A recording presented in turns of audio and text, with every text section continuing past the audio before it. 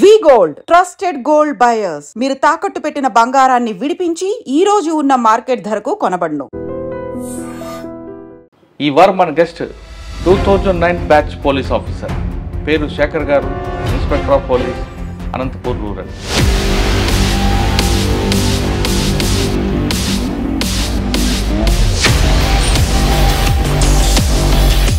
Drugs బారిన పడకుండా కానీ, అదేవిధంగా సైబర్ క్రైమ్ పట్ల కానీ, లేదా ట్రాఫిక్ పట్ల విద్యార్థులకు అవగాహన కల్పించడంలో ఆయన నెంబర్ 1.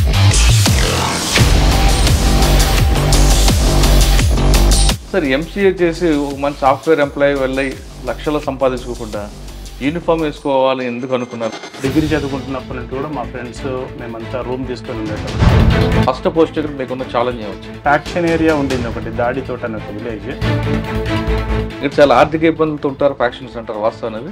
సార్ ఒక ఏరియాలో ఒకలాగా ఉంటారు సార్. ఎలక్షన్స్ రాయలసీమలో అనగానే అది కొంచెం టెన్షన్ ఏరియా ఉంటాయి. సిఐ గారిని, డిఎస్పీ గారిని వాళ్ళని పిలిపించేసి రామగిరిలో మీకు గుర్తుండిపోయిన సంగతి చెప్పండి. మర్డర్ కేసు ఒకటి, ఇంట్రెస్టింగ్ మర్డర్ కేసు ఒకటి చేశాను. అంటే యూత్ని ఎందుకు మీరు టార్గెట్ చేశారు? ఆన్జా అది కొంచెం ఎక్కువ వాడుతూ ఉన్నారు స్కూళ్ళల్లో, కాలేజీలో అని చెప్పేసి. ఇక్కడ మీకు బాగా గుర్తుండిపోయిన కేసు చెప్పండి. మొదటి literally is just like beggar. Drunk and drive గురించి. నీ కంట్రోల్లో బండి ఉందంటే నువ్వు ఎట్లా నడిపితే అట్లా బండి పోతుంది. సైబర్ క్రైమ్లో రకరకాల మోసాలు జరుగుతాయి. థర్డ్ పర్సన్ ఫోన్ చేసి మీకు లాటరీ వచ్చింది, కానీ పోలీస్ యూనిఫామ్ వేసుకుని డబ్బులు వస్తాయని కొంతమంది వస్తారు. డబ్బులు వస్తాయనేది వాళ్ళ ఊహలో వాళ్ళు ఉంటారేమో. కానీ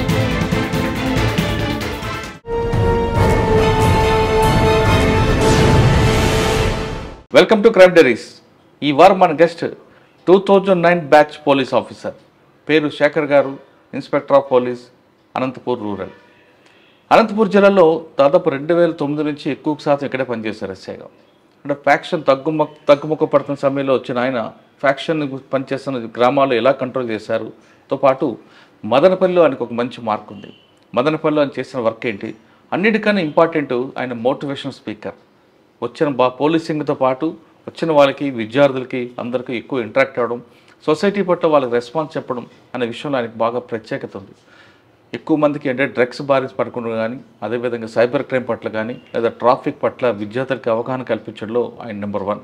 ఆయన ఒకసారి స్పీచ్ ఇస్తారంటే విద్యార్థులందరూ ఆయనతో కనెక్ట్ అయిపోతారు. ఆ విధంగా ఆయన మాట్లాడడం కొరకు ప్రత్యేకత. ఆయనతో మాట్లాడి స్టూడెంట్స్కి అంటే భావితరాలు విద్యార్థులు ఏం నేర్చుకోవాలి అన్న విషయాన్ని ఆయన తెలుసుకోండి. సార్ నమస్తే. నమస్తే సార్. సార్, ఎంసీఏ చేసి మన సాఫ్ట్వేర్ ఎంప్లాయీ వెళ్ళి లక్షలు సంపాదించుకోకుండా యూనిఫామ్ వేసుకోవాలి ఎందుకు అనుకున్నారు? యూనిఫామ్ వేసుకున్న తర్వాత మీరు అనుకున్న లక్ష్యం సాధించారు లేదా? అన్నిటికీ ఇంపార్టెంట్ యూత్తో మాట్లాడడం అనేది మీకు బాగా ప్యాషన్. వాళ్ళతో మీరు మాట్లాడుతుంటే వాళ్ళు కనెక్ట్ అవుతుంటారు. ఆ స్కిల్ ఎక్కడి నుంచి వచ్చింది? నెక్స్ట్ అంటే పోలీసింగ్తో పాటు ఈ లైన్ ఎందుకు ఎంచుకున్నారు? ఈ 2 ప్రశ్నల సమాధానం చెప్పే ముందు ఎన్ శేఖర్ గారు కుటుంబ నేపథ్యం, by chance by choice I post. నేను బేసిక్గా డిగ్రీలో ఎన్సిసి క్యాడెట్. మీ నేటివ్ ప్లేస్ చెప్పండి. Father, mother? నా పేరు శేఖర్ అండి. నేను ఎంసీఏ తిరుపతిలో చదువుకున్నాను, యూనివర్సిటీలో. అది బేసిక్గా కర్నూలు డిస్టిక్, కర్నూలు పక్కనే విలేజ్. మా ఫాదర్, మదర్ కూడా విలేజ్లోనే ఉంటారు, పుస్లూరు ఉన్న విలేజ్. అక్కడ వ్యవసాయమే. ఓకే, వ్యవసాయమే.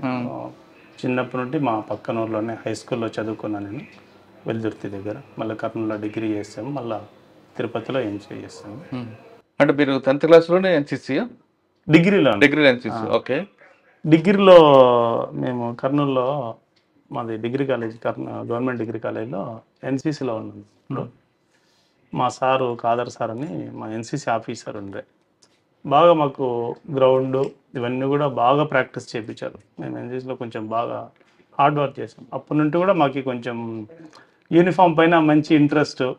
మోరోవరు మా ఫ్యామిలీ పరంగా తీసుకుంటే మా మేనమామలు కూడా ఎక్కువ మంది యూనిఫామ్ ఫోర్స్లోనే ఉన్నారు. మాకు ఎవరు? మా మేనమామలు, మా అమ్మ వాళ్ళ అన్న వాళ్ళు. ఎక్కడ ఉన్నారు? వాళ్ళు సిఆర్పిఎఫ్లో పనిచేస్తారు. ఇప్పుడు మేబీ అందులో ఒక 2 లేరు. మా మేనమామలు వాళ్ళంతా కూడా యూనిఫామ్ ఫోర్స్లోనే పనిచేశారు. అట్లా మేము డిగ్రీ చదువుకుంటున్నప్పటి నుండి కూడా మా ఫ్రెండ్స్ మేమంతా రూమ్ తీసుకొని ఉండేటోళ్ళం కర్నూలులో. మాకు అప్పుడు ఎన్సీసీలో ఉన్నప్పటి నుండి కూడా కొంచెం యూనిఫామ్ పైన బాగా మంచి అభిప్రాయము, పోలీసులో జాయిన్ అవ్వాలి అట్లా ఉండేది మాకు. ఆ తర్వాత ఏమైందంటే డిగ్రీ తర్వాత ఎంసీఏ సీట్ వచ్చింది నాకు తిరుపతి యూనివర్సిటీలో. యూనివర్సిటీలో అంత సీట్ వచ్చిన తర్వాత మేమంతా ఫ్రెండ్స్ అంతా ఉన్నాం కదా అక్కడ. బాగా అప్పుడు సాఫ్ట్వేర్ చాలా బాగుండింది. మోరోవర్ ఏంటంటే మా ఓన్ బ్రదర్ కూడా అప్పటికే విప్రోలో జాబ్ చేస్తుండే బెంగళూరులో, నేను ఎంసీఏ చదివేటప్పటికే. అట్లా మేమంతా కూడా సాఫ్ట్వేర్ సైడ్ వెళ్ళాలి అని చెప్పేసి బాగా ప్రిపేర్ అవుతున్నాము. బట్ మేము సెకండ్ ఇయర్లో ఉన్నప్పుడు ఎస్ఐ నోటిఫికేషన్ వచ్చింది. మా ఫ్రెండ్ ఇంకో పిల్లోడు డిగ్రీలో చదువుకుంటే తిరుమల అనే పిల్లోడు, అన్న డిపార్ట్మెంట్కి పోదామన్నా మనము అంటే, ఆ పిల్లోడు అప్పటికే కానిస్టేబుల్గా ఉన్నాడు. ఎస్ఐ రిక్రూట్మెంట్ పడిందని అప్లై చేద్దామంటే ఆ పిల్లోడే 2 అప్లికేషన్లు తెచ్చాడు. సరేలే తిరుమల ఓకే అని చెప్పేసి అప్పుడు అప్లికేషన్ వేయడం జరిగింది. కానీ అప్లికేషన్ వేసినప్పటికీ కూడా సాఫ్ట్వేర్ పైన విల్లింగ్ ఎక్కువ ఉండేది మాకు. జాబ్ వచ్చినా మనం పోతాంలే పోంలే అనే ఒక ఇది ఉండింది అప్పుడు ఉన్నప్పటికీ కూడా. బట్ సాఫ్ట్వేర్ అప్పుడు భూమి ఎక్కువ ఉండడం వల్ల అట్లా వెళ్ళాలనే ఆలోచన, ఏదో మంచి కంపెనీలో జాబ్ కొట్టుకొని పోవడము, బయటికి వెళ్ళిపోదామనే ఆలోచన, హోప్ అయితే ఉండింది నాకు అట్లా. బట్ ఏమైందంటే మళ్ళీ మాకు సెకండ్ ఇయర్లో ఉన్నప్పుడు క్యాంపస్ రిక్రూట్మెంట్ జరిగింది. క్యాంపస్ రిక్రూట్మెంట్ జరిగితే ఫస్ట్ ఇయర్ పర్సెంటేజ్ని ఆధారం చేసుకొని రిక్రూట్మెంట్ ఇచ్చారు. అప్పుడు 85% కట్ ఆఫ్ పెట్టినారు. నాకు 85% రాలే. నాకు ఫస్ట్ ఇయర్లో 78% వచ్చింది. 78% రావడం వల్ల నాకు రిక్రూట్మెంట్లో మెయిన్ కంపెనీస్ వచ్చినప్పుడు నాకు పార్టిసిపేషన్కి అవకాశం ఇవ్వలే. అప్పుడు మెయిన్ అంటే సిటిఎస్ కంపెనీ వచ్చింది. సిటిఎస్లో మా బ్యాచ్మేట్లు బాగా చాలామంది అయినారు, దాదాపు 35 మెంబర్స్ అయినారు మా ఫ్రెండ్స్. ఒక ఇంత బాధ వేసింది. తర్వాత లాస్ట్ కంపెనీలు వచ్చినప్పటికి ఇచ్చారు కానీ బట్ అవి మనం క్లియర్ చేయలేకపోయినాం. ఒక ఇంత బాధ అనిపించింది కానీ బట్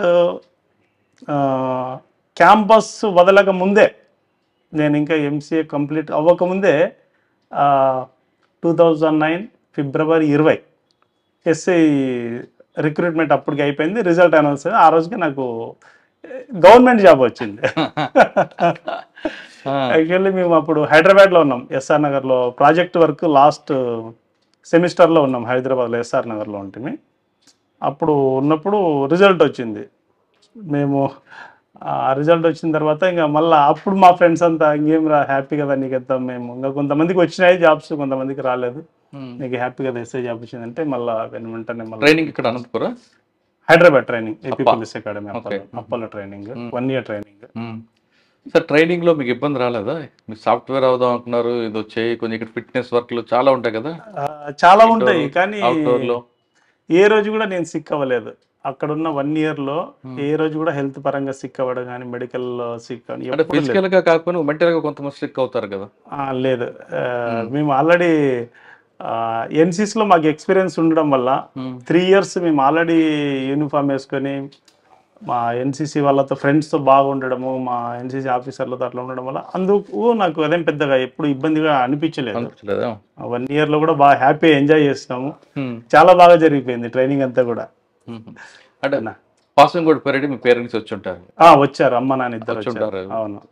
సాఫ్ట్వేర్ వైపు వెళ్ళాల్సిన కొడుకు కాకీలు వేసుకోకపోయినా వాళ్ళ ఫీలింగ్స్ ఏమున్నాయి? అలానేం లేదు. అంటే వాళ్ళు లోకల్లో చూస్తాం, అంటే లోకల్ ఎస్ఐ అంటే ఒక క్రేజీగా ఫీల్ అవుతారు కదా. మోరోవర్ విలేజర్స్ నుండి వచ్చిన పేరెంట్స్ కదా, మా అమ్మ నాన్న వాళ్ళు కూడా చాలా హ్యాపీగా ఫీల్ అయ్యారు. ఓకే. ఫస్ట్ పోస్టింగ్ ఎక్కడండి? ఫస్ట్ పోస్టింగ్ నేను ప్రొబేషనరీ ఎస్ఐగా ఇక్కడ అనంతపురం 1 town చేశాను. ఎవరు ఫస్ట్ ఎస్పీ మీకు అప్పుడు? శ్రీ షాన్వాజ్ కాసిం ఐపీఎస్ సార్ గారు. ఎవరండి? షాన్వాజ్ కాసిం సార్ గారు సార్ ప్రజెంట్ తెలంగాణలో ఉన్నారు. సార్ ఫస్ట్ ఎస్పీ గారు మాకు అనంతపురం డిస్ట్రిక్ట్లో. సార్ దగ్గరే రిపోర్ట్ చేశాము. మళ్ళీ అప్పుడు next posting individual posting Tadimarri ఇచ్చారు. ఫస్ట్ పోస్టింగ్ ఎక్కడ ఉన్నారు? అనంతపురం 1 town ప్రొబేషనరీ ఎస్ఐగా ఉన్నాను. మళ్ళీ తాడిమర్రి ఎస్హెచ్ఓగా అప్పుడు ఎస్ఐ గారు తబ్రే సార్ ఉన్నారు. సార్ ఇప్పుడు కర్నూలు డిస్ట్రిక్ట్లో ఉన్నారు. మళ్ళీ రాఘవరెడ్డి సార్ అని పోస్టింగ్ చేశారు. అనంతపురం 1 town ప్రొబేషన్ తర్వాత తాడిమర్రి పోలీస్ స్టేషన్, అక్కడ మీరు ఎస్ఐ? అవును, ఇండివిజువల్. ఫస్ట్ పోస్టింగ్ మీకున్న ఛాలెంజ్ ఏమొచ్చింది? ఫస్ట్ పోస్టింగ్లోనా అక్కడ అంటే కొంచెం ఒక ఫ్యాక్షన్ ఏరియా ఉండింది, ఒకటి దాడితోట అని ఒక విలేజ్. ఆ ఊర్లో ఒక 2 groups మధ్యన చిన్నపాటి రైవల్రీ ఉండేది. కొంచెం విలేజ్ సూప్రమసీ కానీ వాళ్ళ మధ్య కొంత రైవల్రీ ఉండేది. అప్పుడు సార్ మా సిఐ సార్ గంగయ్య సార్ అంటే మేము ఇంకా కొత్తగా వచ్చినాం కాబట్టి సార్ గంగయ్య సారు బాగా గైడ్ చేసేటోళ్ళు సారు. వెంకయ్య గారు అంటే తర్వాత పొలంలేరు చేశారు ఆయన. Yes sir. అప్పుడు ఆ విలేజ్ ఒకటే ప్రాబ్లమాటిక్ ఉండింది, ఇంకా మిగతా విలేజ్ అంతా కూడా మళ్ళీ నార్మలే. ఆడొకటి ఆ విలేజ్ పైన కొంచెం ఎక్కువ వాచ్ పెట్టేటోళ్ళం, ఈ కార్డన్ సెర్చ్లు అవి చేయడం కానీ, ఫ్రీక్వెంట్గా అక్కడ షీటర్స్ ఉంటే వాళ్ళది హౌస్లు సెర్చ్ చేయడం కానీ, అదేవిధంగా పిలిపించి వాళ్ళు కౌన్సిలింగ్ చేయడం. సార్ మీరు పోస్టింగ్ వచ్చేసరికి ఫ్యాక్షన్ తగ్గింది, కానీ ఆరిజిన్ ఎందుకు వచ్చింది ఇవన్నీ మీరు స్టడీ చేశారు మీరు? ఏ రీజన్ పరంగా అంటున్నాను అంటే ఎందుకు ఫ్యాక్షన్ స్టార్ట్ అయింది అనంతపురం, దాని ఎండింగ్ ఎక్కడ వచ్చింది అని? అది ఇంకా స్టార్టింగ్ అనేది మనం కరెక్ట్ పాయింట్ అని చెప్పలేము, ఒక్కొక్క ఏరియాలో ఒక్కొక్క రీజన్స్తో స్టార్ట్ అయిపోయింటాయి. ఎండింగ్ అనేసరికి ఇప్పుడు ఈ రోజు రేపట్లో ఆల్మోస్ట్ ప్రతి ఊర్లో ప్రతి ఇంట్లో చదువుకునే పిల్లలు రావడము, ప్రతి పిల్లోడు కూడా ఏదో ఒకటి ఉద్యోగం చేయాలనుకోవడము, బాగా ఉండాలనుకోవడము. ఏదో మా నాన్న వాళ్ళు కొంచెం తెలిసి తెలియక ఏదో కొన్ని మిస్టేక్స్ చేసింటారు, మళ్ళీ మనం ఆ మిస్టేక్స్ రెక్టిఫై చేసుకొని మళ్ళీ ముందుకెళ్ళాలనే ఆలోచనతో పిల్లలు, అది మంచి పరిణామమే. పిల్లలు చదువుకోవడము, చైతన్యవంతులు కావడము, ఇట్లా ఎడ్యుకేటెడ్ కావడం వల్ల. సాధారణంగా సినిమాలో చూపించినట్లుగా ఉంటారు కదా ఫ్యాక్షనిస్టులు, ఇక్కడ చాలా కష్టాలతో ఉంటారట కదా? సరే, ఇంకా ఒక్కొక్క ఏరియాలో ఒకలాగా ఉంటారు. అంటే సినిమాలో చూపించినట్లు వైట్ అండ్ వైట్ సుమోలు కాకుండా ఇక్కడ చాలా ఆర్థిక ఇబ్బందులతో ఉంటారు ఫ్యాక్షనిస్ట్ అంటారు, వాస్తవం అనేది? సార్ ఒక్కో ఏరియాలో ఒకలాగా ఉంటారు.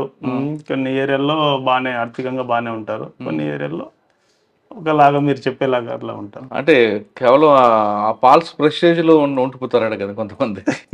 మాకు ఎక్కువ తెలియదు.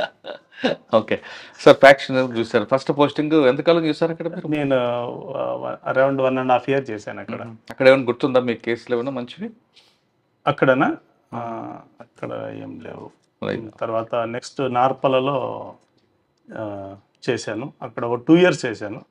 అక్కడ 2014 ఎలక్షన్స్, అన్ని ఎలక్షన్స్ అక్కడ చేశాను. అక్కడ ఒకటి పెద్దది ఒకటి కిడ్నాప్ కేసు ఒకటి జరిగింది అక్కడ నార్పల్లో. అది ఒక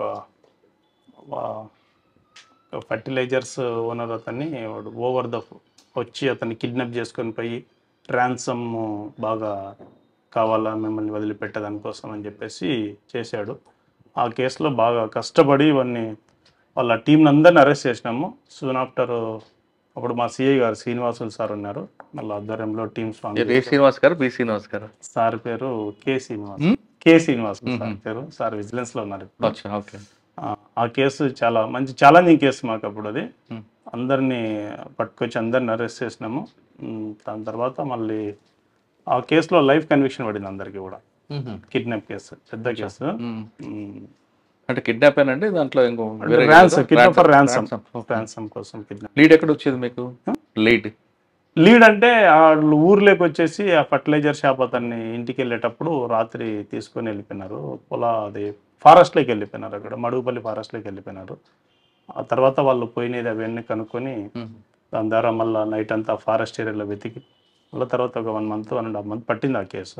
అందరం కలిసి అరెస్ట్ చేయడం జరిగింది. అది ఆ తర్వాత 2014 ఎలక్షన్స్, అక్కడ ఎలక్షన్ ఛాలెంజెస్.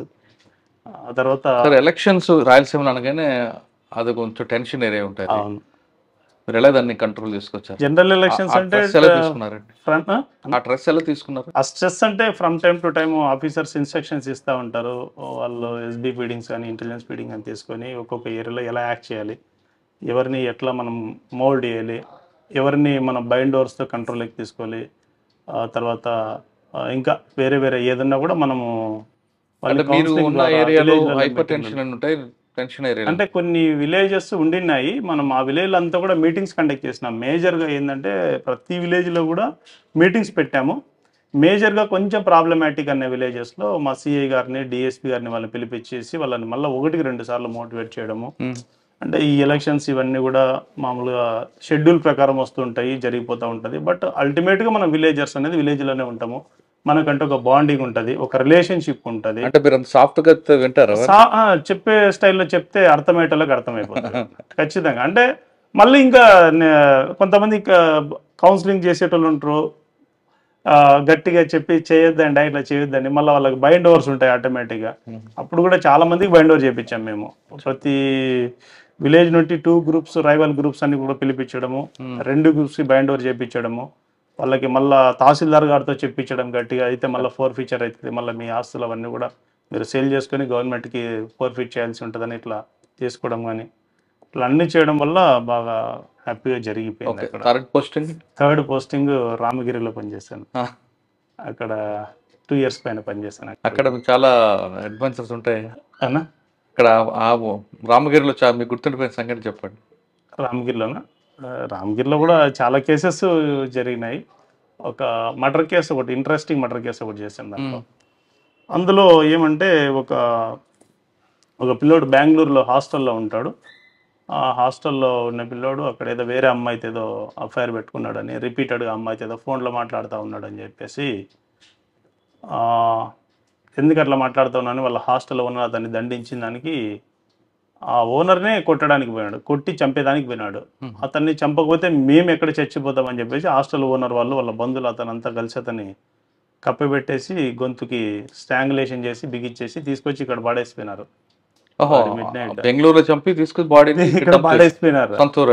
బాడీ అంటే ఓన్లీ ఒక బాడీ తప్ప ఏం లేవు మా దగ్గర ఆధారాలు, ఏమీ ఆధారాలు లేవు. ఓన్లీ ఒక బాడీ, ఓన్లీ ప్యాంట్, అది కూడా షర్ట్ లేదు, గొంతుకి స్ట్రాంగులేషన్ చేసిన ఒక క్లాత్ అంతే.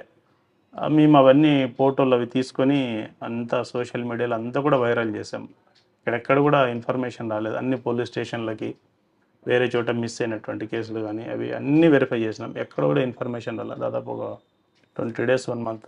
ఆఫ్టర్ దట్ మళ్ళీ మాకు అంతా అప్రోచింగ్ బెంగళూరు సైడ్ నుండి ఎక్కువ ఉందండి డౌట్ వచ్చి, మళ్ళీ మా హైర్ ఆఫీసర్స్కి చెప్తే ఇట్లా బెంగళూరు వెళ్తాం సార్, ఈ కేసులో మాకు ఏదైనా క్లూస్ వచ్చే అవకాశం ఉందంటే, సరే ఓకే బెటర్ యూ గో అని చెప్పేసి ఆఫీసర్స్ కూడా పర్మిషన్ ఇవ్వడం జరిగింది. అక్కడ కూడా మేము ఆల్మోస్ట్ ఈ పోస్టర్స్ అన్నీ కూడా రైల్వే స్టేషన్లు, బస్ స్టాండ్లు, మ్యాస్టిక్ అని, సెంట్రల్ రైల్వే స్టేషన్, తర్వాత కంటోన్మెంట్, అన్నీ మేజర్ ప్లేసెస్ అన్నీ కవర్ చేసినాము. సూన్ ఆఫ్టర్ సిటీలో కమిషనర్ గారి ఆఫీస్కి వెళ్ళి, తర్వాత కమిషనర్ ఆఫీస్కి వెళ్ళి అక్కడ నుండి మళ్ళీ ఎస్సీఆర్బీకి వెళ్ళాం. ఎస్సీఆర్బీలో పిఆర్ఓ ఆఫీసర్ గారు ఉంటారు, ఐపీఎస్ ఆఫీసర్ ఎస్పీ గారు. సార్ని రిక్వెస్ట్ చేసి, సరే ఏమనుకోకుండా ఇట్లా జరిగింది మా దగ్గర ఒకటి మర్డర్ సార్, ఇది స్ట్రాంగులేషన్ అయింది, మీరు రిక్వెస్ట్ దీన్ని అంతా కూడా బెంగళూరు సిటీలో అన్ని పేపర్లలో దీన్ని పబ్లిష్ చేయించండి సార్ అని చెప్పేసి రిక్వెస్ట్ చేశారు సార్ని. సారు మళ్ళీ చెప్పినట్లుగానే అంత పేపర్లు అంతా కూడా పబ్లిష్ చేసి మా కాంటాక్ట్ నెంబర్లు పెట్టిన. నెక్స్ట్ డే మార్నింగ్కే వాళ్ళ రిలేటివ్స్ ఎవరు వచ్చేసి మాకు కాల్ చేశారు. వాళ్ళ దగ్గరికి వెళ్ళాం. వాళ్ళ దగ్గరికి వెళ్తే ఎవరు ఇతను, ఎక్కడ, ఏంటంటే మళ్ళీ అతని అడ్రస్ డీటెయిల్స్ అవన్నీ కూడా చెప్పారు. చిత్తూరు ఇతని సో ఇట్లా బెంగళూరులో ఉంటాడు. మళ్ళీ ఎక్కడ ఏమంటే ఆ హాస్టల్ లీడ్ తీసుకొని మళ్ళీ హాస్టల్కి వెళ్ళాము. ఆ హాస్టల్లోకి వెళ్తే అప్పటికి హాస్టల్ క్లోజ్ చేసేసారు. పోనీ ఈ హాస్టల్ అడ్రస్ ఎవరిదంటే తెలియదు అంటారు. ఇక్కడ ఎవరు నడిపేటోళ్ళు హాస్టల్ అంటే తెలియదు అంటారు. ఎవరు ఏం చెప్పేటోళ్ళు లేరు. ఆ తర్వాత హాస్టల్ ఓనర్ది అది నెంబర్ తీసుకుంటే స్విచ్ ఆఫ్ వచ్చింది. అట్లీస్ట్ ఆ నెంబర్ పైన మళ్ళీ అడ్రస్ అది తీసుకొని మళ్ళీ వాళ్ళంతా ట్రేస్ చేసాం అట్ లాస్ట్. తర్వాత 8 మంది ఎంత ముద్దాయిలు అనుకుంటుంది అట్లా. ఎందుకంటే చెప్పారు వాళ్ళు, అదే ఈ ఎవరైతే డిసీజ్డ్ ఉన్నారో, డిసీజ్డ్ ఎవరో వేరే అమ్మాయితో ఫోన్లో ఎక్కువ మాట్లాడుతున్నాడు, ఫోన్ హాస్టల్లో ఉండే టైంలో లేట్ అవర్స్లో అంతా డిస్టర్బ్ ఉంది అట్లా ఇట్లా అని చెప్పేసి హాస్టల్ ఓనర్ అతన్ని అడ్వాన్స్ చేసి ఉంటాడు, అట్లా చేయొద్దు, ఎందుకు అట్లా ఇట్లా అంటే, నువ్వెందుకు నాకు నీతి వాక్యాలు చెప్పేదని ఆ మాట పెరిగింది. ఇతని యొక్క ఫెరోషియస్నెస్తో ఓనర్ని చంపడానికి పోయాడు.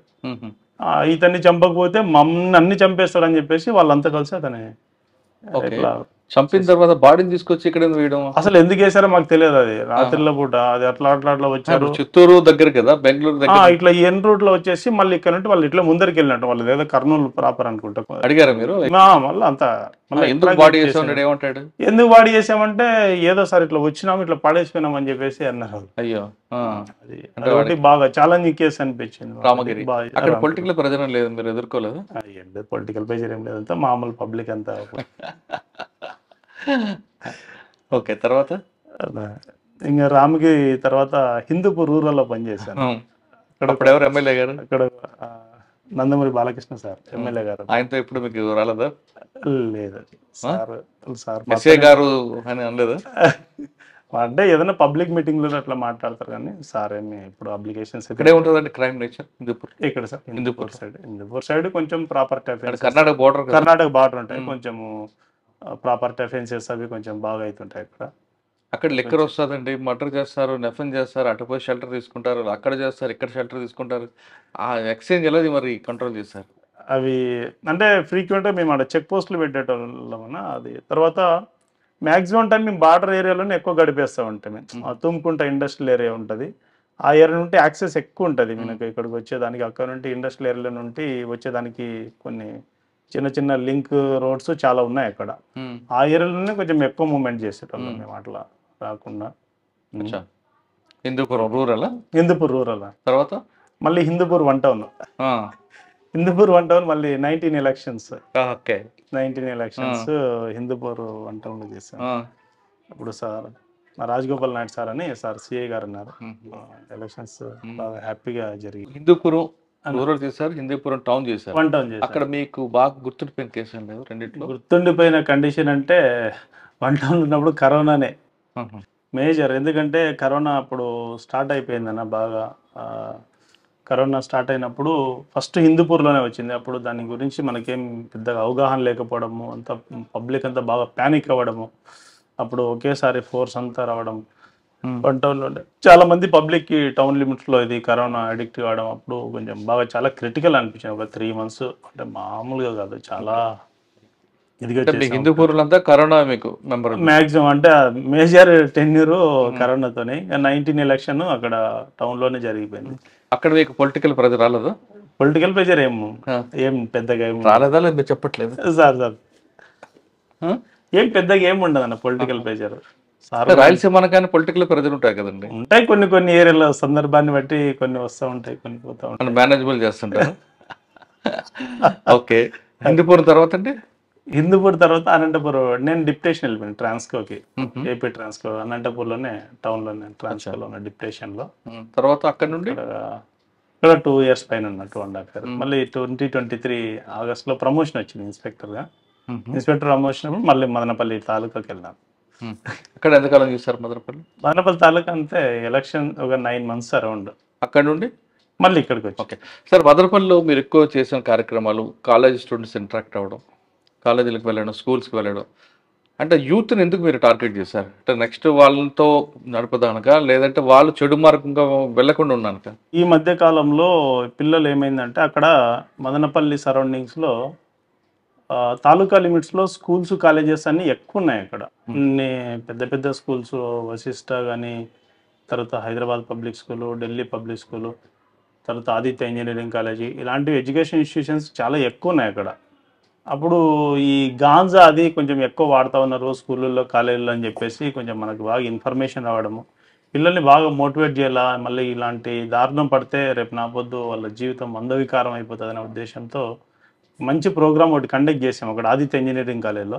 పిల్లల్ని బాగా మోటివేట్ చేశాం దాంట్లో. బాబు మీకు దీనివల్ల గాంజావి తీసుకోవడం వల్ల వచ్చే మీ కాన్సిక్వెన్సెస్, మీ హెల్త్ ఇష్యూస్ కానీ, దాని ఎఫెక్ట్ మీ ఫ్యామిలీ పైన పడడం కానీ, మీ బంధువులపైన, మీ స్నేహితులపైన దీని ఎఫెక్ట్, దాని ఇంపాక్ట్, దాని కాన్సిక్వెన్సెస్ ఎలా ఉంటాయనే విషయాలు కొంచెం బాగా ఎక్స్ప్లెయిన్ చేయడం జరిగింది. అప్పుడు పిల్లలంతా కూడా బాగా మోటివేట్ అయినారు. ఈవెన్ అక్కడ ఉన్నటువంటి కాలేజీ లెక్చరర్లు కానీ, ప్రిన్సిపల్ గారు కానీ వాళ్ళు దీనిపైన బాగా చేశారు సార్ ప్రోగ్రామ్ అని చెప్పేసి. మా రామ్మూర్తి, మా మిత్రుడు ఉన్నాడు హెడ్ కానిస్టేబుల్, అక్కడ మేమంతా కలిసి అక్కడ చేసాము. బాగా మంచి ప్రోగ్రామ్, బాగా సక్సెస్ అయింది అక్కడ ఆదిత్య కాలేజ్లో. అంటే మీరు మోటివేషన్ చేయడం అంటే ఒక ఎగ్జాంపుల్ తీసుకొచ్చి చెప్పడం కూడా ఉందా? అంటే అక్కడ చాలా విషయాలు చెప్పాము అంతే ఆ ప్రోగ్రాంలో. అంటే ఇట్లా జరగడం వల్ల కొన్ని ఎగ్జాంపుల్స్ కూడా తీసుకొని చెప్పాము దాంట్లో. వీళ్ళు ఇట్లా పలానాలు ఇలా ఉండేటోళ్ళు, వాని వల్ల ఇట్లా జరిగిపోయింది, ఇలా జరగడం వల్ల వాళ్ళంతా కూడా వాళ్ళ లైఫ్ ఇట్లా అయిపోయింది అని చెప్పేసి చేసి వాళ్ళకంతా పిల్లలకంతా కొంచెం ఎగ్జాంపులర్గా తీసుకొని పోయేసి చెప్పాము. పిల్లలు మార్పు వచ్చింది మీరు అనుకున్నారా, లేదు మీరు చెప్తున్నప్పుడు వింటూనే ఉన్నారా? పిల్లలకి బాగా అర్థమైంది. అంటే దాన్ని ఇప్పుడు చెప్పినప్పుడు అందరూ విన్నట్టనే ఉంటారు, కానీ అందులో కొంతమంది మాత్రమే అర్థం చేసుకుంటారు, అందులో కొంతమంది మాత్రమే ఆచరణలోకి వెళ్ళిపోతారు. అందరూ విన్న వాళ్ళంతా కూడా సక్సెస్ అవుతారని చెప్పేసి మనం అనుకోలేము. బట్ అట్లీస్ట్ సోషల్ రెస్పాన్సిబిలిటీగా మన దగ్గర మన బాధ్యత అయితే మనం చేయాల్సింది. ఓకే సార్, మదనపల్లిలో మీరు ఆ వాళ్ళని టార్గెట్ చేయడం వెనక మీకు మెయిన్ ఛాలెంజ్ అక్కడే వచ్చిందా, లేదా వేరే క్రైమే ఉంది అక్కడ? అంటే క్రైమ్ లేక వీళ్ళు టార్గెట్ చేశారు? క్రైమ్ లేక ఏమన్నా ఆడ ఫుల్ క్రైమ్ రిపోర్టింగ్ చాలా ఎక్కువ ఉంటుంది, కేసెస్ కూడా అక్కడ. అందులో more over election crime reporting బాగా ఎక్కువ ఉంటుంది, కేసెస్ లేక ఏం కాదు కానీ. బట్ ఇది ఒక సోషల్ రెస్పాన్సిబిలిటీ కింద తీసుకోవడము. తర్వాత హైర్ అక్కడ మీకు బాగా గుర్తుండిపోయిన కేసు చెప్పండి మదనపల్లిలో. ఒక మర్డర్ కేసు ఉంది అని వాడు జైల్లో ఉన్నాడు. ఏది ఒకటి మర్డర్ కేసు ఉంది, వాడు జైల్లో ఉన్నాడు అన్న. సిఏ గారు భార్యని చెప్పింది అమ్మ, సిఏ గారు అమ్మ. అది కాదు, అప్పుడు వచ్చేసా నేను. ఒకటి అన్నోన్ డెడ్ బాడీ ఒక కేసు చేశాను నేను. అది ఒక lady literally she's a just like beggar ఆమె. ఒక ఫైండ్ December 13th అనుకుంటుంది. December 13th ఒక అన్నోన్ ఫీమేల్ డెడ్ బాడీ దొరికింది మాకు అక్కడ తట్టివారిపల్లి చెరువు కట్ట దగ్గర. ఆ డెడ్ బాడీ దొరికినప్పుడు ఆ డెడ్ బాడీ చూస్తేనే అది మాకు అప్పుడే డౌట్ వచ్చింది, ఇది ఏదో జరిగినట్లని. సార్కి చెప్పాము, ఎస్పీ గారికి చెప్తే సరే సస్పీషియస్ డెత్ కింద కేసు రిజిస్టర్ చేయండి అని చెప్పేసి చెప్పారు. సస్పీషియస్ కింద కట్టాము, మళ్ళీ సూన్ ఆఫ్టర్ పిఎంసీని బేస్ చేసుకొని ఆల్టర్ చేసుకోవచ్చు అని చెప్పేసి. మళ్ళీ దాని తర్వాత ఆమె ఎవరు అనే దాని విషయంగా అవన్నీ కలెక్ట్ చేసుకున్నాం మేము. ఎక్కడ మా బార్డరింగ్ డిస్ట్రిక్ట్స్లో ఉన్నటువంటి అన్ట్రేస్డ్ ఉమెన్ మిస్సింగ్ కేసెస్ అన్నీ కూడా ఆ ఏజ్ గ్రూప్లో లెస్సార్ మరొక 5 years అటు 5 years ఇటు ఉన్నటువంటి కూడా గ్యాదర్ చేసాం. అవన్నీ కూడా గ్యాదర్ చేసుకొని వాటి ఆధారంగా మేము ఎక్కడెక్కడైతే ఈ టైప్ ఆఫ్ ఉన్నాయో రీసెంట్గా అక్కడ అన్ని ఏరియాలో వెళ్ళి సర్చ్ అది ఎక్స్చేంజ్ చేయించాం ఇంటెలిజెన్స్, ఇది అది ఏమన్నా మ్యాచ్ అవుతుందని చెప్పేసి.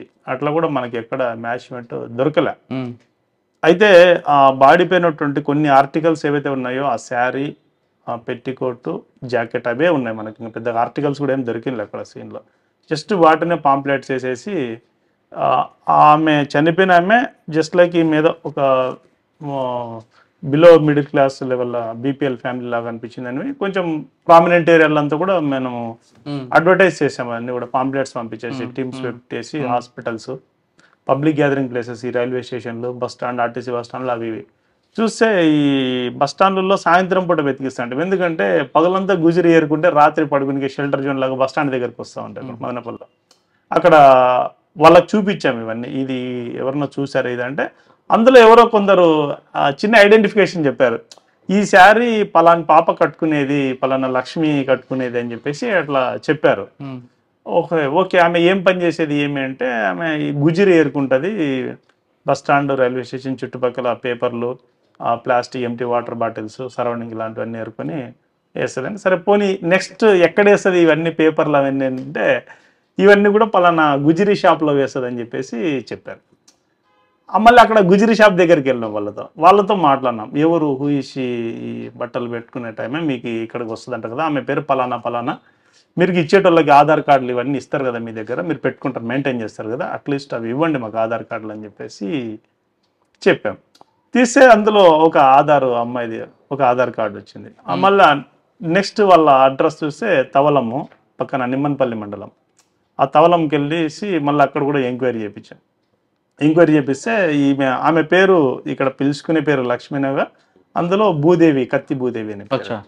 ఆ భూదేవి తీసి ఆమె ఆధార్ కార్డు తీసి మళ్ళీ సచివాలయంకి వెళ్ళి ఆమెకి ఇది మంత్లీ పెన్షన్, గవర్నమెంట్ పెన్షన్ వచ్చేదే కదా వీడియో, అవన్నీ వెరిఫై చేసి అవన్నీ కూడా కరెక్ట్ ఉన్నాయి, మ్యాచ్ అయిపోయింది. మళ్ళీ నెక్స్ట్ వాళ్ళ పిల్లలకి వాళ్ళకి ఇంటిమేషన్ ఇచ్చాం. దీని తర్వాత మళ్ళీ సీన్లోకి వచ్చి మళ్ళీ బస్ స్టాండ్లో ఈమె పలానా ఆమె కన్ఫర్మ్ అయిపోయింది, ఈమె ఎక్కడ ఉంటుంది, ఎవరితో ఉంటుంది, ఎవరితో తిరుగుతుంది అని చెప్పేసి ఇవన్నీ కూడా మళ్ళీ ఎంక్వైరీ చేస్తే ఒక శ్రీనివాసులు అనే ఒక అతని పేరు బయటకు వచ్చేసింది. ఎవరు వాడు, ఏం కదా అని చెప్తే మళ్ళీ తర్వాత చాలా కొద్ది రోజుల్లోనే మళ్ళీ వాడిని అప్రిహెండ్ చేయడం జరిగింది. మళ్ళీ అప్రిహెండ్ చేస్తే వాడు ఈమె బాగా సావాసంలో ఉంటాడు, బాగా క్లోజ్గా ఉండి ఈ మధ్యకాలం జస్ట్ ఇంకా డైలీ వాళ్ళు ఇవన్నీ పేపర్లు ఏరుకునేది, వాటర్ బాటిల్స్ ఏరుకునేది, గుజిరీలు వేసుకొని ఇట్లా చేసుకుంటున్నారు. దాని తర్వాత ఈమె ఏదో వేరే వాళ్ళ వైపు చూసిందని చెప్పేసి ఆమెకి వీనికి కొంచెం మాట పెరిగింది.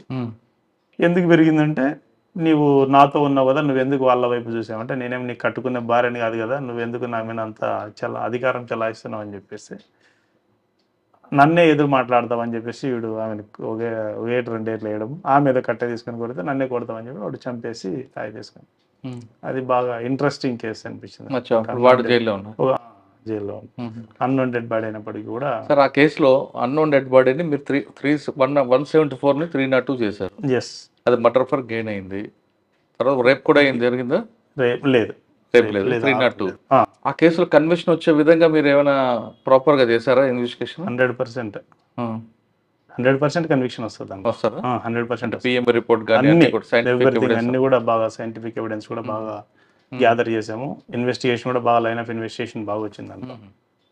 అంటే పిల్లలు మీరు టార్గెట్ చేస్తారు ఇప్పుడు ఎక్కువగా, డ్రగ్స్ కోసం వెళ్తున్నారు, తర్వాత సైబర్ క్రైమ్. అది మీరు 3 ఉంటాయి ఎక్కువ జరుగుతుంది, సైబర్ క్రైమ్, ట్రాఫిక్, డ్రగ్స్.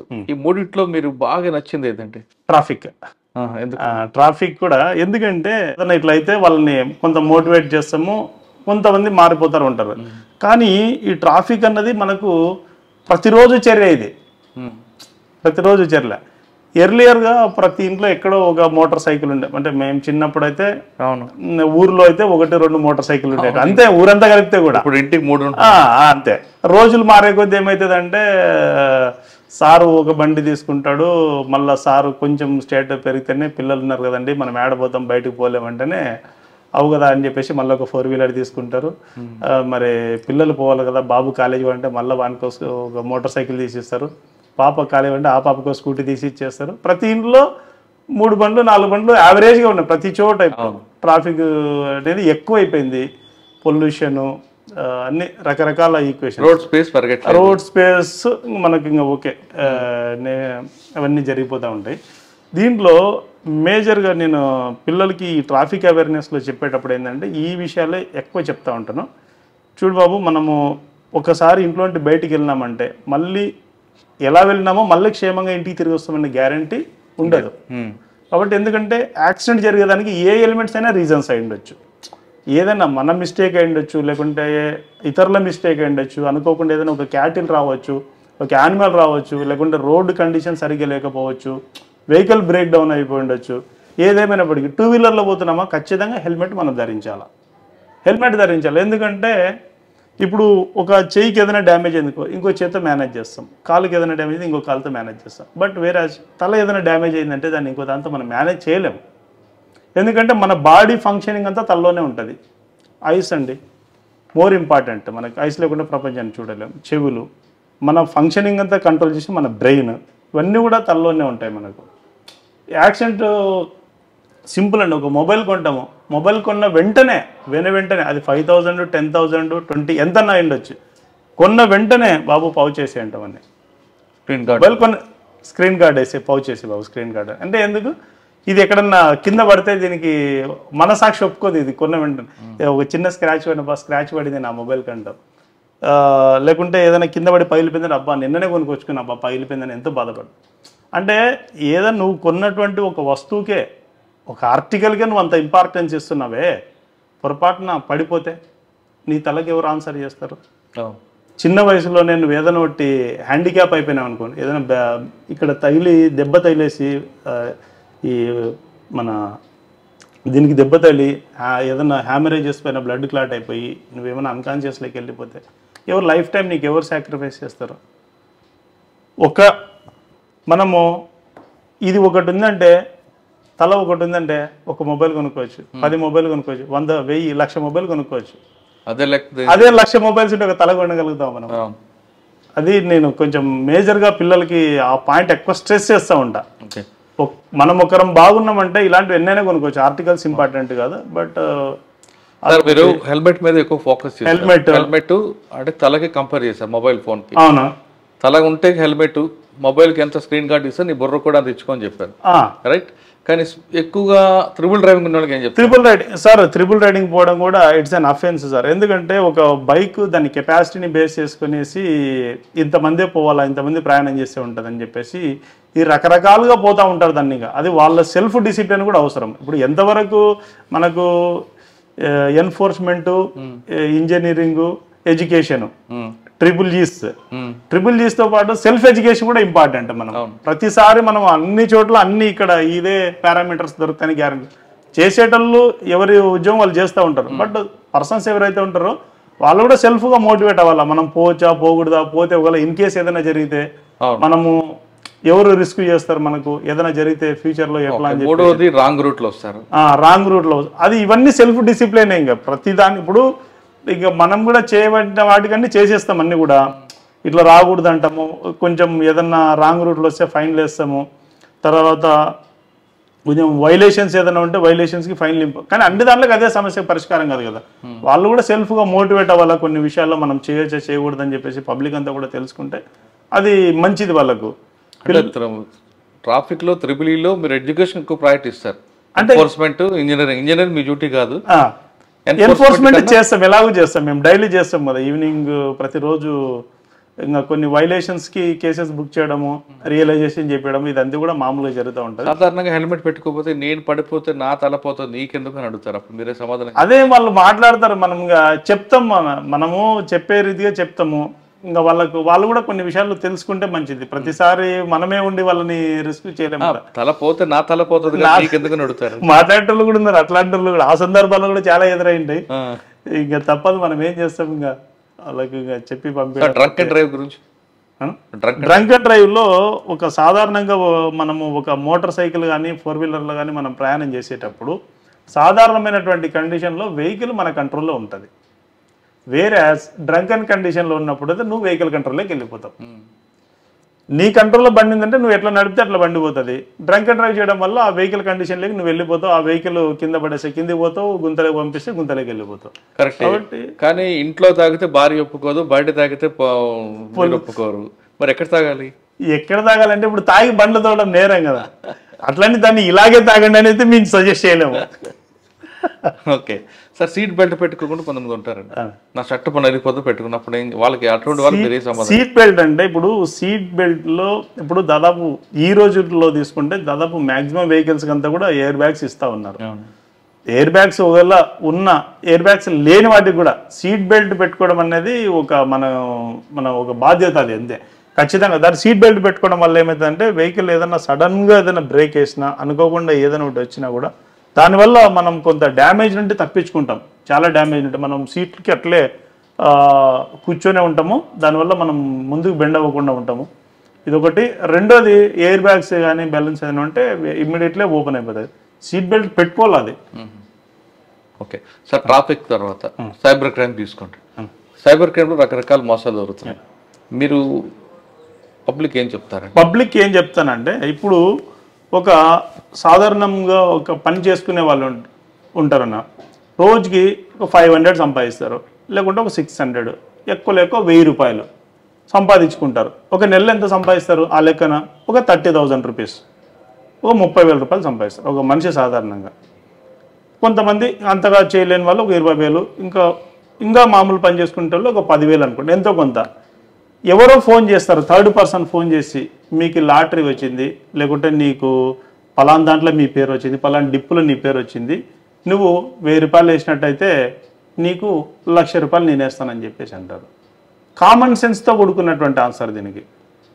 వాని దగ్గరే 1000 రూపాయలు ఉంటే నిన్ను 1000 రూపాయలు, వాడు 1,00,000 రూపాయలు వాని దగ్గర ఉంటే 1000 రూపాయలు నిన్ను ఎందుకు అడుగుతాడు వాడు? చిన్న లాజిక్. మనం ఇంత కూలి పని చేసుకుంటేనే మనకి నెలకు 10,000, 20,000, 30,000 రూపాయలు వస్తుంది. ఏదైనా జాబ్ చేసుకుంటేనే, ప్రైవేట్ జాబ్ కానీ ఏదో ఒకటి వాళ్ళు చేసుకునే జాబ్ ఏదైనా కూడా. అలాంటిది వాని దగ్గర నా 1,00,000 రూపాయలు నీకేస్తా, 1000 రూపాయలు నువ్వు నా అకౌంట్లోకి అంటే ఎంత కామన్ సెన్స్ లేకుండా వేస్తారో అర్థం కాదు. ఎవరో ఫోన్ చేసి ఓటీపీ అడిగితే ఓటీపీ చెప్పేస్తారు. ఎట్లా చెప్తారన్న ఓటీపీ? మీకు బ్యాంకర్స్ అది ఎన్ని మోటివేషన్ క్లాసెస్లో ఎంతమంది స్పీకర్స్ ఏ మీటింగ్కి అయినా చెప్తా ఉంటారు. అయినా కూడా ప్రతిరోజు వస్తాయి, సార్ నేను ఓటీపీ చెప్పినా. ఎవడా నేను చెప్పమన్నారు? సార్ చూడండి సార్, నా రికవరీ వెంటనే అయిపోలే సార్, వెంటనే అయిపోలేండి. పబ్లిక్లో ఇంకా చాలా మందిలో ఉన్నటువంటి ఒక ఇదేంటంటే, ప్రతిదానికి ఒక టైం టెన్యూర్ ఉంటుందండి. ప్రతిదానికి నేను చెప్తున్నాను, అందరికి అప్పీల్ చేస్తా ఉన్నాను. ఏదైనా ఇప్పుడు ఒక పంట వేస్తే పంట కోసేదానికి ఒక టైం ఉంటుంది, దానికి సర్టెన్ టైం ఉంటుంది. ఈవెన్ ఒక డాక్టర్ దగ్గరికి ఏదైనా కాలు వచ్చి ఇరిగిపోయి ఏదైనా పోతే కూడా డాక్టర్ దాని ట్రీట్మెంట్ ఇస్తే, దానికి సర్టెన్ మెడిసిన్ ఇస్తే, మెడిసిన్ ప్రపోర్షనేట్ రెస్ట్ ఇస్తే కూడా సర్టెన్ టైంలో నువ్వు రికవర్ అవుతావు. కానీ పబ్లిక్లో ఉన్నటువంటి చాలా మందిలో ఉండే క్వశ్చన్ ఏంటంటే, అదే డాక్టర్ దగ్గర పోతారు, ఫస్ట్ చెప్పేది నీ ప్రాబ్లం చెప్పడా, సార్ తొందర అయిపోలే సార్ అంటే, సార్ తొందర న్యాయం కాలేదండి. తొందర న్యాయం కావాలంటే ఇంకేమవుతుంది? కొంచెం ఇవ్వాల్సిన డోస్ కొంచెం ఎక్కువ ఇస్తుంది, దానివల్ల మనకే హెల్త్ డ్యామేజ్ అయిపోతుంది.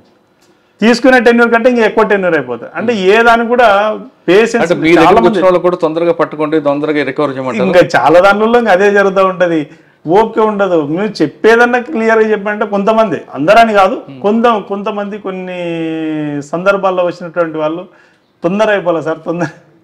సార్ జనరల్గా పబ్లిక్ ఎలా తయారవుతున్నారంటే, వాళ్ళు ఎవరు ఆన్లైన్లో చెప్పింది ఆఫ్లైన్ తేడా తెలియకుండా తయారవడం వల్ల సైబర్ క్రైమ్ వస్తుందంటారు. అందులో వాస్తవం ఉందంటారు. ఒక ఎగ్జాంపుల్ చెప్పండి. ఒక చిన్న ఎగ్జాంపుల్ అన్న, ఇప్పుడు సపోజ్ మనము ఏదన్నా ఏటీఎం మిషన్కి వెళ్తాం. ఏటీఎం మిషన్కి వెళ్ళిన తర్వాత డబ్బులు డ్రా చేసుకుంటాం. డ్రా చేసుకున్న వెంటనే 1-2 సార్లు లెక్క పెట్టుకుంటామా లేదా, అంటే ఇందులో ఏదన్నా మిస్టేక్ జరిగిందా, ఏదన్నా ఎక్కువ వచ్చినాయా తక్కువ వచ్చినాయా కరెక్ట్ ఉందా లేదా అని చెప్పేసి 1-4 సార్లు లెక్క పెట్టుకుంటాం. అలాంటిది ఆన్లైన్లో ఎవరో మీకు ఫోన్ చేసి ఎవరో ఇదంటే మీరు ఎందుకు ఇందులో ఉన్నటువంటి జాగ్రత్త అందులో ఎందుకు ఉండదు మీకు ఆన్లైన్లో? ఆఫ్లైన్లో అయితే అంత జాగ్రత్తగా డబ్బుల విషయంలో 1-2 సార్లు చూసుకుంటారు కదా. మరి అలాంటప్పుడు ఆన్లైన్లో అదే బాధ్యతతో మీరు చూసుకుంటే సో దట్ మీరు చాలా ప్రాబ్లమ్స్ సైడ్ చేసుకున్న వాళ్ళు అవుతారు కదా. అవును, అది కూడా కొంచెం పబ్లిక్ జాగ్రత్త పాటిస్తే మంచిది. ఆ విషయం కొంతమంది అమ్మాయిలు ఫ్రెండ్షిప్ లో ఎక్కువగా మోసపోతుంటారు. అమ్మాయిల ఫ్రెండ్షిప్ లో మోసపోతారంటే, ఇప్పుడు ఒక అమ్మాయి ఉంటుందన్న, బస్ ఎక్కడానికి పోతుంది.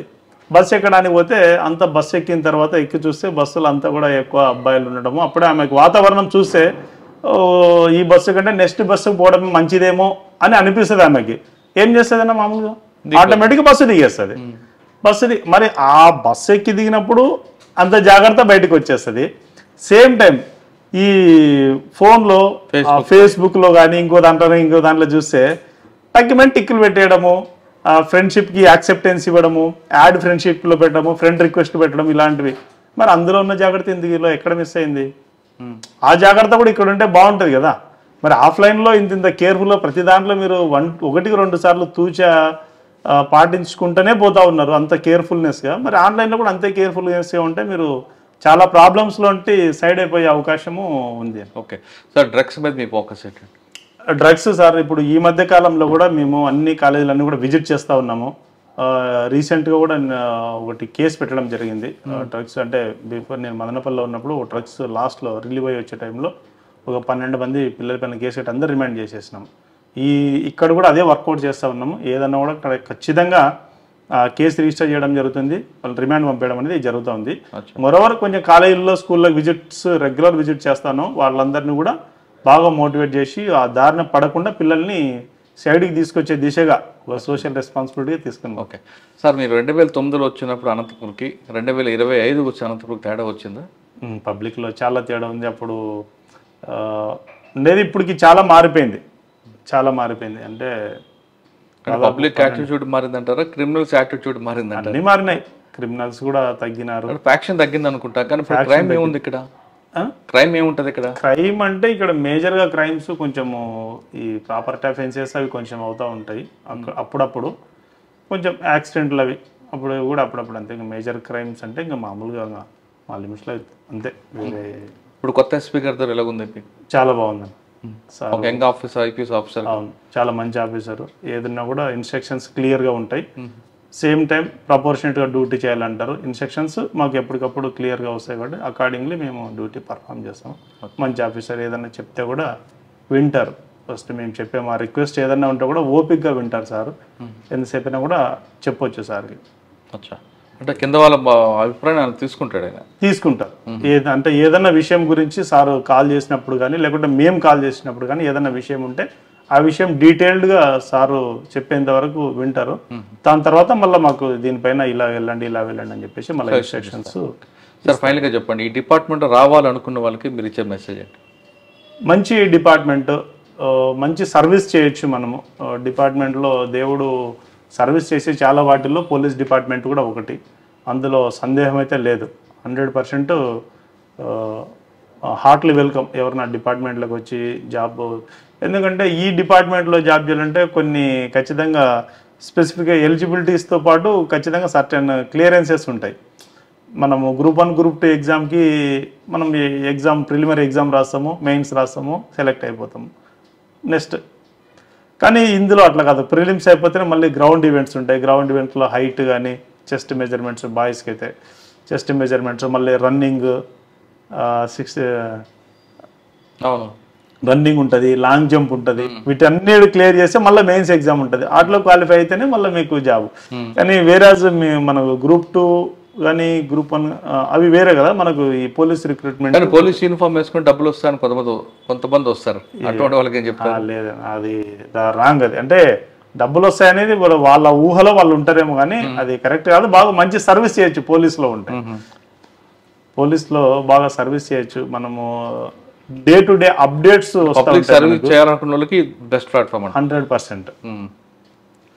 ప్రజలకు సేవ చేయాలంటే మిగతా డిపార్ట్మెంట్లతో పోటీ చేస్తే పోలీస్ డిపార్ట్మెంట్ బెస్ట్ అంటున్నారు శేఖర్ గారు.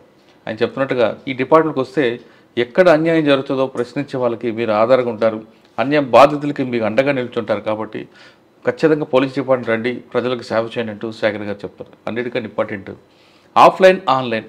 ఆఫ్లైన్లో ఎంత జాగ్రత్తగా ఉంటారో మీరు ఆన్లైన్లో కూడా అంతే జాగ్రత్తగా ఉంటే సైబర్ క్రైమ్కి చెక్ పెట్టచ్చు అంటూ శేఖర్ గారు చెప్తున్నారు. ఇది శేఖర్ గారితో ఎక్సలెంట్ ఇంటర్వ్యూ. వచ్చే వారం మరో గెస్ట్తో మళ్ళీ కలుద్దాం. నమస్తే, థ్యాంక్ యూ అండి. Thank you sir, thank you.